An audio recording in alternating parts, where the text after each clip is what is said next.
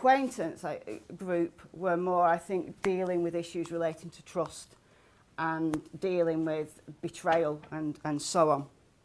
But it was the stranger group who felt that they felt more distance, generally more distanced from society and kind of just more unlucky as a person. Incidentally, the differences across sexuality were, again, there were no differences, other than gay survivors were more likely to express issues relating to their sexuality, so negative issues relating to their sexuality. That will be very interesting to explore again later on, whether that's to do with internalised homophobia or whether that's to do with, I can't see that it would be to do with that they're less likely to seek help or get help, but I'm not sure. We couldn't really deduce that from what we had. Okay, so what am I going to do in future? Hopefully, I want to do more work on this with kind of larger samples, trying to do some cross-cultural work at the moment.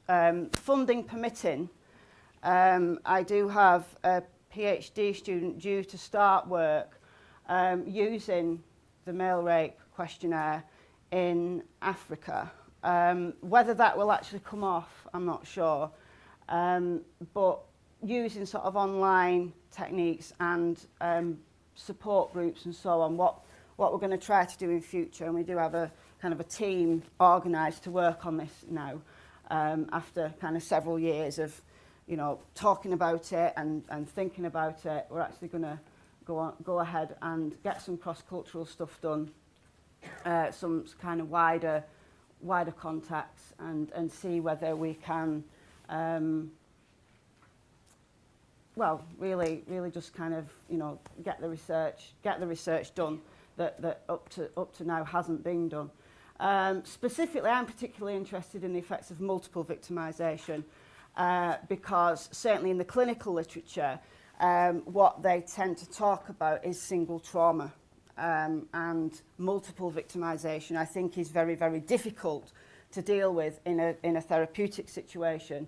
And I want to look at the effects in individuals who have experienced levels of multiple victimisation. As I said at the beginning, this study was extremely limiting because we didn't have the child sexual abuse survivors in any number. And also what I'd like to do is compare male and female survivors, which surprisingly is, again, it's lacking in the literature. But we need more, we just need more data, we need more information. As academics, as I said at the beginning, as academics, if it isn't published, then it kind of doesn't exist. And I know we live in little boxes in academia, and conferences like this are absolutely fantastic to really hear a wider range of opinions and a wider range of information, because we get stuck in our little ivory towers, I think, in academia. And as someone said earlier about standing up and talking as a psychiatrist, I sometimes come to these kind of things and I feel a little bit uncomfortable talking as an academic. But I think as various disciplines progress, I think we need to talk more across disciplines and across across worlds, I think, really. But that's kind of what I want to do next. And I thank you for listening.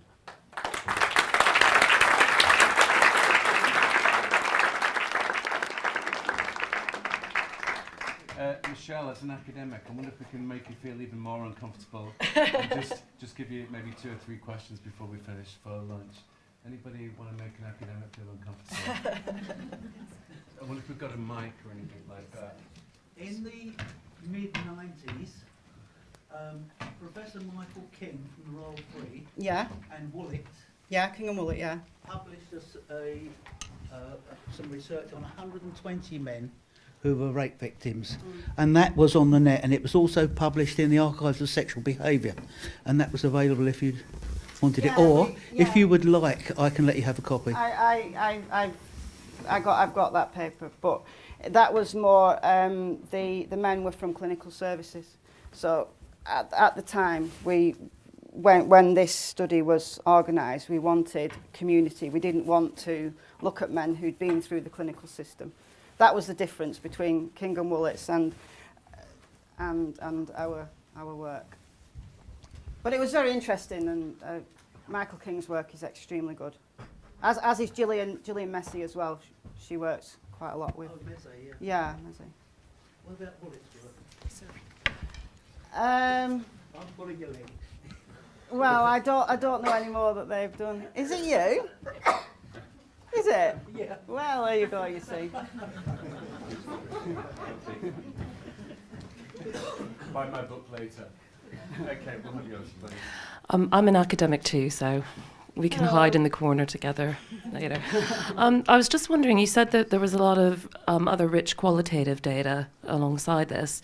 Such a small sample, I think it would be very interesting to present the two or write a paper about the two together to see what that qualitative data Yeah, we did underlines. that. We did one paper detailing the qualitative findings, which was published in Archives of Sexual Behaviour, and then we did a separate paper. It was like two real sections: the experiences, and then the sort of the science bit. So yeah, some of the quotes were absolutely fantastic, and they are out there. But it was just we just couldn't publish everything. Hi, I'm a lawyer looking at helping clients achieve damages in these types of cases. Right. Something that's been mentioned to me over the last year or so is research into physical damage to the brain Right. caused by sexual abuse.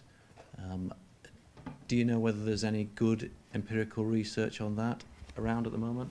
I'm not a neuropsychologist, so I couldn't tell you. But sorry, Bob, breaking Bob's computer. I'm not a neuropsychologist, so I couldn't tell you the answer to that. But what I would suspect is that the effects of trauma affect the brain neurochemically, and there is data that would suggest that. There is data on that, isn't there? Yeah, I wish I could tell you the names. Unfortunately, they're not in my mind. But if the paper I referenced gives up to 2005 quite a neat discussion on the concept that trauma has an impact on the brain and development, and then there'll be further studies.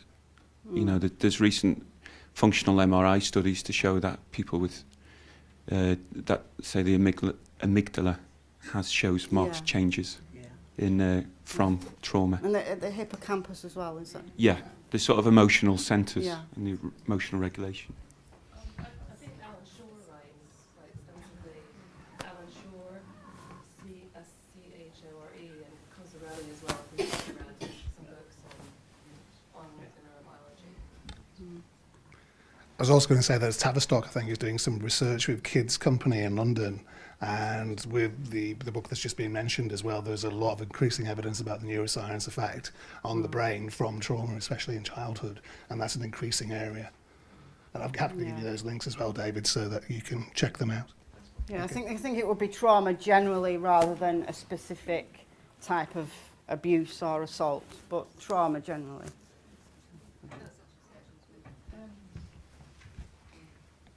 There's also Dr. Linda Treliving in Aberdeen, who's a psychiatrist. Her and her partner, Ian Moore, I think he's called, have just done recent research which is specifically around childhood sexual abuse and the brain.